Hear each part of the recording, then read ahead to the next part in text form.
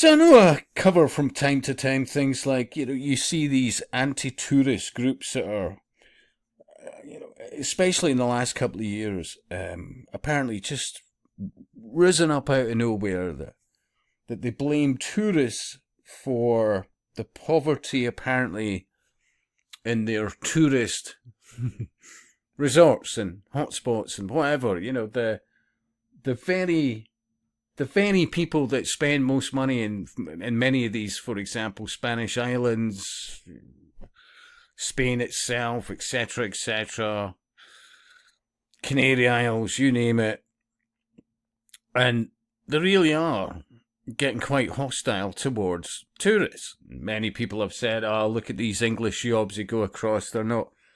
You can well see why the locals would be so unhappy with them. But add to that things like this: squatter groups now rising up left, right, and centre. And of course, Spanish law takes months, sometimes years, vast amounts of money, and with no guarantee of a good outcome. All those kind of things. And I mean, it does tie into you'll own nothing, and you better be happy. I mean, many people, shall we say, in the underling occultist groups, the Blue Degree Freemasonry, all the rest of it. I mean, they've been aware enough of what's going on in the UK. They've never really mentioned it to too many other people.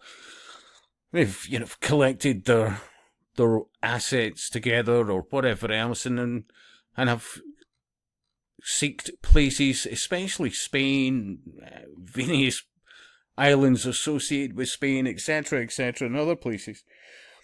And I know I've said to many in the past, have you thought this through? Are you absolutely confident that while you've set yourself up somewhere abroad that you believe will be blissfully untouched by things kicking off, for example, deliberately by design in the UK? And you can see that there is a direction of travel there.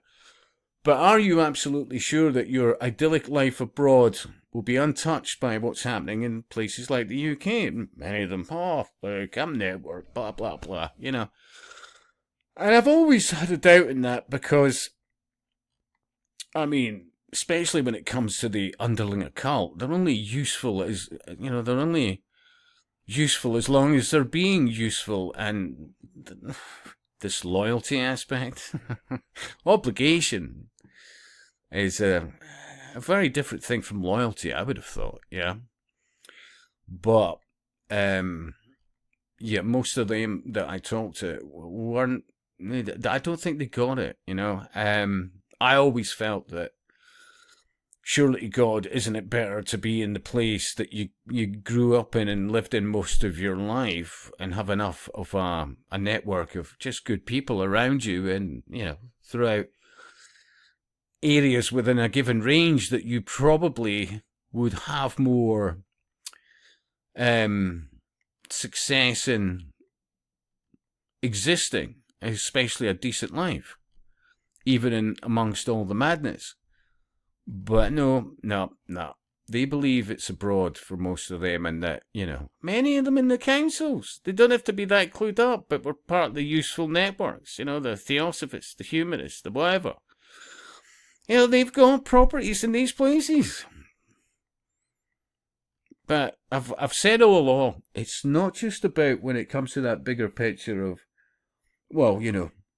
vastly reducing the population across the globe. But in doing so, there's a lot less of that 10% underling network that you need. And remember, they're a vast draw in assets to the occult elite as far as they're concerned. All I'm saying is look forward to a lot more of this kind of thing. I think it'll expand. I wonder how long it's going to take before it's much more of a problem even in the UK. But at least in the UK, at present, you have the laws and the wherewithal to be able to, for as far as I know, it's still the case in Scotland that, there's no such thing as squatters' rights, yeah? Mind you, they're implementing an awful lot of UN law that nobody seems to give a shit about, when you look at that Scottish Parliament. Anyway, you could absolutely successfully say I'm off at tangents here, but if you've got the wherewithal to have property abroad, and especially in these places, and if you can get a half decent price for it, I would suggest that you sell it. Seriously. Anyway, your thoughts, and I'll speak to you soon.